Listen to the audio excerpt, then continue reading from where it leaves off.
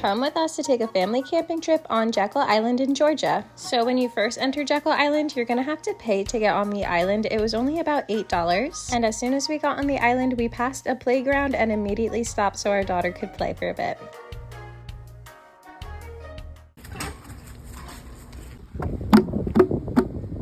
Drumming. Uh-oh. And then we headed to the campground. There's only one campground on Jekyll Island, and it's situated between the trees and absolutely beautiful. The only thing I didn't like was how close together the campsites were. It was definitely more challenging with our toddler, making her stay within the limits. But we really didn't spend too much time at the campsite. We got there, we put our tent together, we got our bed situated, and then we decided to head off to the beach. Do you want to go to the beach, Luna?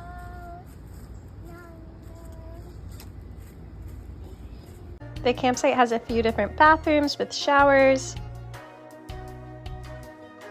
This campground also had laundry and a community room, and I love the book nooks at different places I travel to. I always check them out.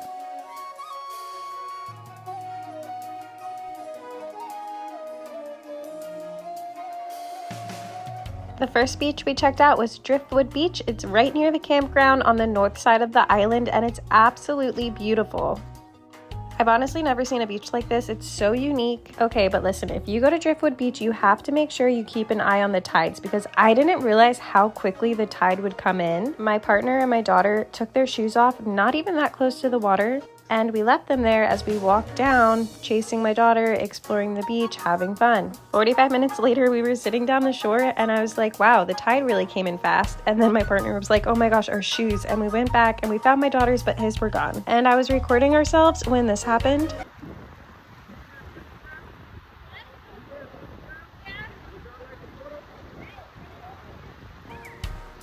A photographer was on the beach and I guess he saw us recording ourselves and asked if I had an Instagram and if I wanted him to take photos of us. And he literally sent them right then and there and he took beautiful photos. I'm so thankful for them. I think I'm gonna print them out on a canvas. Our daughter loved these little tide pools. She just played in them, splashed around, would find so many different ones. She climbed on trees. We sat and enjoyed and watched, and it was just so nice. It was such a good afternoon, very calm, peaceful. It wasn't busy. You've got to put Driftwood Beach on Jekyll Island on your bucket list.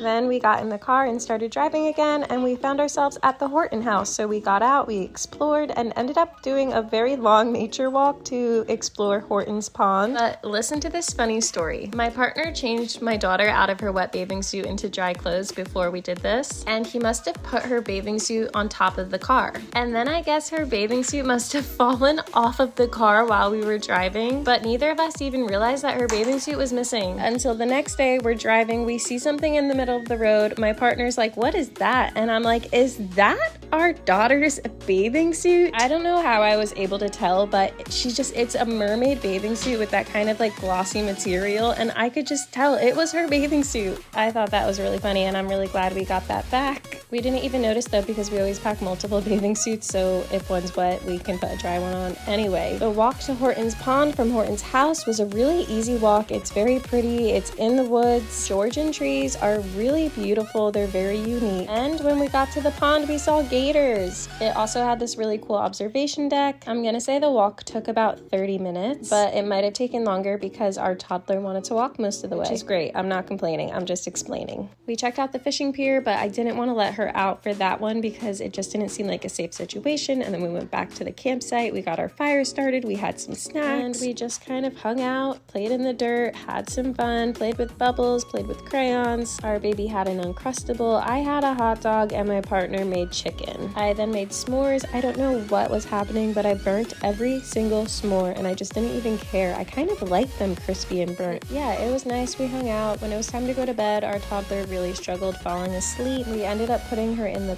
car, and my partner took her for a drive, and she fell asleep instantly on the car ride. And Then they came back, we put the sleeping child in the tent, and my partner read a book. I'm pretty sure he read a full book this camping trip. Next morning, we woke up bright and early. It was kind of cloudy. It wasn't that cold though. It did start raining in the middle of the night and we didn't have the green tarp on, but my partner fixed it, and then in the morning he made fire. The wood wasn't too wet. What?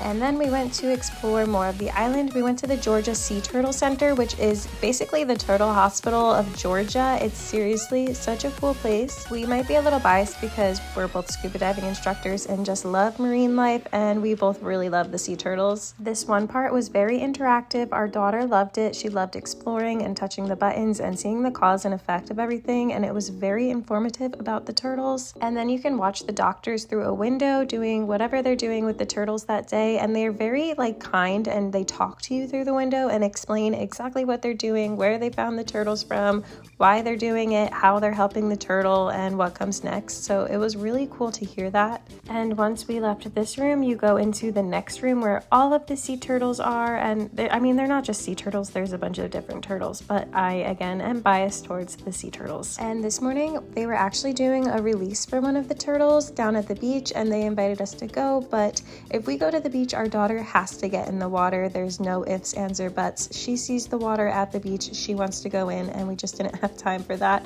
in this moment. So we skipped out on that, and it was also kind of chilly this morning. But it was really cool to hear the stories of the turtles, how they're being helped, and see them. Look at this guy with so many barnacles on him. But yeah, definitely recommend going, especially if you have toddlers and children. It's a really fun activity for the whole family. And then we headed back out to the playground and of course just played for a bit before we rented bikes. This bike rental place was right next to the playground. It cost us $38 total for 2 bikes for, I believe we had them for 4 hours. We didn't use them that long, but opted to do it a little extra just in case we wanted them. Oh, and the cost of the campsite for us was $55 because we couldn't get just a tent site since they were all sold out and it was a last minute trip. And then just the tent site hookups are $35. Biking around Jekyll Island is probably the most popular activity. It's such an easy island. It's very bike accessible. We mostly rode through the historic district, and it was really cool to check out all of the houses. Also, there were a bunch of people playing cricket and dressed in really nice white clothing in front of one of the clubs or hotels, and it was just really interesting, and there were carriage rides. It kind of felt like we were back in the 1800s. I absolutely recommend checking out Jekyll Island. If you go camping like us, it makes it so much more affordable. We honestly didn't spend any money on food and going to the restaurants just because we packed our own and we're trying to be more mindful about spending money. And Jekyll Island has so many fun, free activities for the whole family. I actually stopped vlogging after this bike ride trip because, I don't know, I just wanted to enjoy the time with my family, and I did, but I'm happy I got to share these parts with you. And if you check out Jekyll Island, let me know. Where do you guys think we should go next? We love road trips, we love new places, and we love budget-friendly travel, so let us know where we should go.